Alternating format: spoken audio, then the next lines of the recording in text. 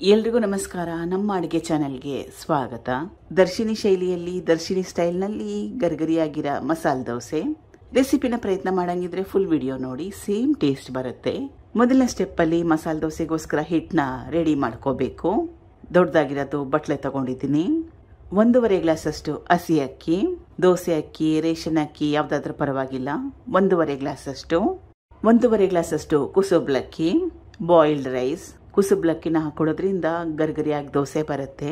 ಮಾಡಿದ ನಂತರ ಕೂಡ ಮೆತ್ತಗಾಗೋದಿಲ್ಲ.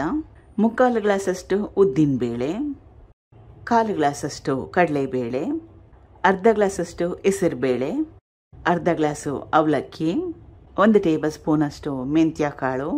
2 ರಿಂದ 3 ಸಲ ಚೆನ್ನಾಗಿ ತೊಳಿಬೇಕು, ಕ್ಲೀನ್ ಮಾಡ್ಕೋಬೇಕು.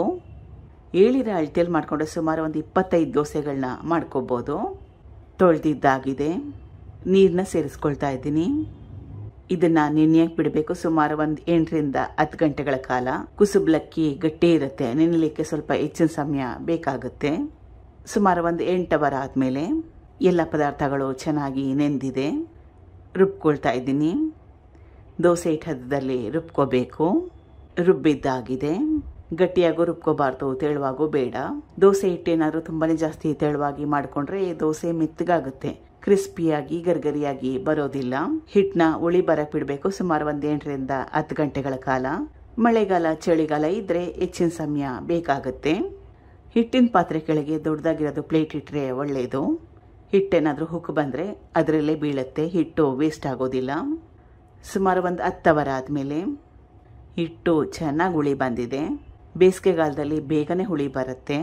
ಕೆಳಗಡೆ ಪ್ಲೇಟ್ ಇಟ್ಕೊಳ್ಳೋದು ಕೂಡ ತುಂಬಾನೇ ಮುಖ್ಯ. ಹಿಟ್ಟು ಅದರಲ್ಲೇ ಬರುತ್ತೆ, ಆಮೇಲೆ ಅದನ್ನ ಉಪಯೋಗ ಮಾಡಬಹುದು. ಹಗುರವಾಗಿ ಕಲಸ್ಕೋಬೇಕು. ಚೆನ್ನಾಗಿ ಕಲಸ್ಕೊಂಡ್ರೆ ಕ್ವಾಂಟಿಟಿ ಕಡಿಮೆ ಆಯ್ತು ನೋಡಿ.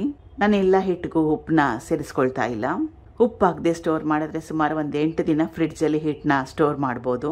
ಇವತ್ತೆಷ್ಟು ಅವಶ್ಯಕತೆ ಇದೆ ಅಷ್ಟು ಹಿಟ್ಟನ್ನ ತಗೊಂಡಿದ್ದೀನಿ. ರುಚಿಗೆ ತಕ್ಕಷ್ಟು ಉಪ್ಪು, 1 ಟೀ ಸ್ಪೂನ್ ಅಷ್ಟು ಸಕ್ಕರೆ. ಚೆನ್ನಾಗಿ ಕಲಸ್ಕೋಬೇಕು. ಇದಕ್ಕೆ ಅಕ್ಕಿ ಹಿಟ್ಟಾಗಲಿ ರವೆನ ಆಗಲಿ ಹಾಕೊಳ್ಳೋ ಅವಶ್ಯಕತೆ ಇಲ್ಲ. ದೋಸೆ ಹಿಟ್ಟು ತಯಾರಾಗಿದೆ. ಕೆಂಪು ಈರುಳ್ಳಿ ಚಟ್ನಿ ರೆಸಿಪಿ. ಬಾಣಲೆ ಇಟ್ಕೊಂಡಿದ್ದೀನಿ. ಸ್ವಲ್ಪ ಎಣ್ಣೆ, ಕಟ್ ಮಾಡಿ ಇಟ್ಕೊಂಡಿರೋ 2 ದೊಡ್ಡ ಈರುಳ್ಳಿ.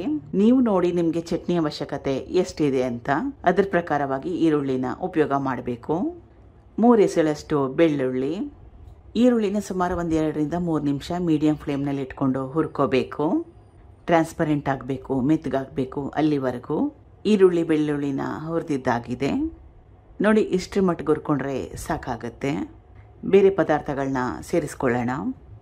8 ರಿಂದ 10 ಬ್ಯಾಡಗಿ ಒಣಮೆಣಸಿನಕಾಯಿ. ಖಾರ ಜಾಸ್ತಿ ಇರೋದಿಲ್ಲ, ಬಣ್ಣ ಚೆನ್ನಾಗಿ ಬರುತ್ತೆ ಚಟ್ನಿಗೆ. ಸ್ವಲ್ಪ ಹುಣಸೆ ಹಣ್ಣು, 50 ಗ್ರಾಮ್ಸ್ ಅಷ್ಟು ಹುರಿಗಡಲೆ. ಈ ಪದಾರ್ಥಗಳನ್ನ ಹಾಕಿದ್ಮೇಲೆ ಮತ್ತೊಮ್ಮೆ ಸುಮಾರು ಒಂದು 2 ರಿಂದ 3 ನಿಮಿಷ ಹುರ್ಕೋಬೇಕು. ಒಣಮೆಣಸಿನಕಾಯಲ್ಲಿರೋ ಹಸಿ ವಾಸನೆ ಹೋಗ್ಬೇಕು. ಎಲ್ಲ ಪದಾರ್ಥಗಳನ್ನ ಚೆನ್ನಾಗಿ ಹುರಿದಿದ್ದಾಗಿದೆ. ಚಟ್ನಿ ರುಬ್ಲಿಕ್ಕೆ ಜಾಸ್ತಿ ಬಿಸಿ ಇದೆ, ತಣ್ಣಗಾಗ್ಲಿ. ಚಟ್ನಿನ ರುಬ್ಕೊಳ್ತಾ ಇದ್ದೀನಿ. ಸ್ವಲ್ಪ ಬೆಲ್ಲ, ರುಚಿಗೆ ತಕ್ಕಷ್ಟು ಉಪ್ಪು. ಚಟ್ನಿನ ಗಟ್ಟಿಯಾಗಿ ರುಬ್ಕೋಬೇಕು. ನೀರು ಹಾಕದೆ ರುಬ್ಕೊಂಡ್ರೂ ಪರವಾಗಿಲ್ಲ.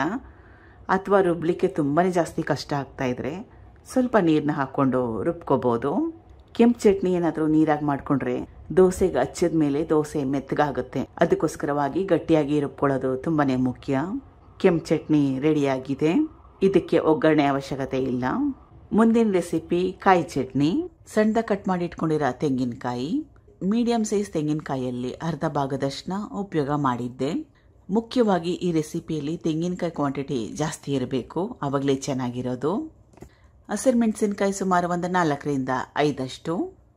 ಬೆಳ್ಳುಳ್ಳಿ ಸುಮಾರು ಒಂದು 2 ರಿಂದ 3 ಎಸಳಷ್ಟು. ಇದನ್ನ ಆಪ್ಷನಲ್ ಆಗಿ ಇಟ್ಕೊಳ್ಳಿ, ಹಾಕೊಳ್ಳಿಲ್ಲ ಅಂದ್ರೂ ಪರವಾಗಿಲ್ಲ. ಹಾಕೊಂಡ್ರೆ ಎಕ್ಸ್ಟ್ರಾ ಫ್ಲೇವರ್ ಬರುತ್ತಷ್ಟೇ. ಕರಿಬೇವಿನ ಎಲೆ ಸುಮಾರು ಒಂದು 4 ರಿಂದ 5.